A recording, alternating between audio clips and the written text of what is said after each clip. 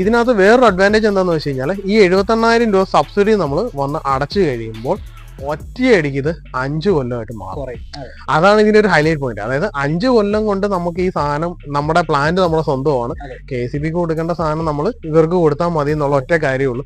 അതുകൊണ്ട് ഞാൻ എല്ലാവരോടും പറയുന്നത് ഡെഫിനറ്റ്ലി എന്ത് ചെയ്യാം, അതായത് ഇപ്പം നിങ്ങളുടെ ബില്ല് കുറഞ്ഞിരുന്നാൽ പോലും നിങ്ങൾക്ക് നഷ്ടമൊന്നുമില്ല.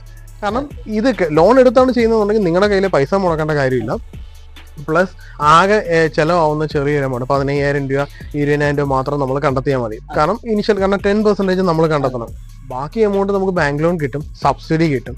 78,000 രൂപ ബാങ്ക് ലോണ് കിട്ടാനുള്ള ആകെ പ്രൊസീജിയറും കുറവാണ്. ആകെ Aadhaar card, pan card, latest current bill, ഇത്രയും മാത്രമേ ഉള്ളൂ. നമുക്ക് വേറെ ഒന്നും വേണം. നമ്മൾ ഇൻകം പ്രൂഫ് പോലും കൊടുക്കണ്ട. അതായത് 3 കിലോവാട്ട് ചെയ്യുമ്പോൾ ഒരു അഡ്വാൻറ്റേജ് പറഞ്ഞാൽ ഇൻകം പ്രൂഫ് പോലും നമ്മൾ കൊടുക്കേണ്ട കാര്യമില്ല. ഒറ്റയടിക്ക് നമുക്കത് സാങ്ഷൻ ആവുകയും ചെയ്യും. വെരി ഇമീഡിയറ്റ് സാങ്ഷൻ ആവും. നമുക്ക് വേറെ ബാധ്യതകളോ കാര്യങ്ങളോ ഒന്നുമില്ല. ഐ തിങ്ക് എനിക്കൊന്ന് 2 ആഴ്ചക്കുള്ളിൽ തന്നെ ഫുൾ എമൗണ്ട് ഇവരുടെ അക്കൗണ്ടിലേക്ക് ഡിസ്പേഴ്സ് ആവുകയും ചെയ്തു. പിന്നെ ഒരു കാര്യം എന്ന് പറയുന്നത്, ഇതുകൊണ്ട് കിട്ടിയ ഒരു അഡ്വാൻറ്റേജ് എന്ന് പറഞ്ഞാൽ പെട്ടെന്ന് തന്നെ ഇത് പോയി, എല്ലാ വർക്കുകളെല്ലാം കംപ്ലീറ്റ് ആയി അതിന്റെ ഡേറ്റയും ബാങ്കിലേക്ക് കൊടുത്തു. ഫോട്ടോസ് മാത്രം ബാങ്കിലേക്ക് കൊടുത്താൽ മാത്രം മതി, വേറെ ഒന്നും ചെയ്യാനായിട്ടില്ല. അത് കഴിഞ്ഞിട്ട് ഒരു 1 മന്തിന് മുന്നേ തന്നെ ആക്ച്വലി 78,000 രൂപ ക്രെഡിറ്റ് ആയി. അതാണ് ഇതിന്റെ ഹൈലൈറ്റ് പണി. ഞാൻ കരുതി സബ്സിഡി ക്രെഡിറ്റ് ആവാൻ ചിലപ്പോൾ ഒരു 4 മാസമോ ഒക്കെ എടുക്കുമായിരിക്കും. അപ്പം ലോൺ എടുത്തതായതുകൊണ്ട് ആ ലോണിന്റെ പ്രിൻസിപ്പൽ എമൗണ്ടിലേക്കാണ് 78,000 രൂപ വന്ന് അടയുന്നത്.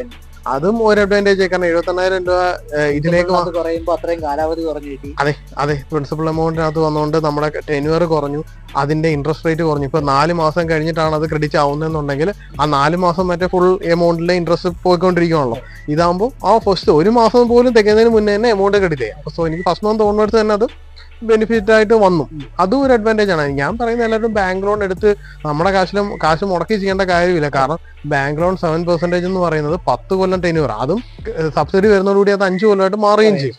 സോ അതാണ് ഓപ്റ്റ് ചെയ്യാനായിരിക്കും ഞാൻ പറയുന്നത്. അതാകുമ്പോൾ നമുക്ക് ആ പൈസ ബാങ്കിൽ ഇട്ടിട്ട്, നമ്മുടെ കയ്യിൽ ഉണ്ടെങ്കിൽ ആ പൈസ ബാങ്കിൽ ഇട്ടിട്ട് അത് ഇൻട്രസ്റ്റ് എടുത്ത് കൊടുത്താലും നഷ്ടമൊന്നുമില്ല.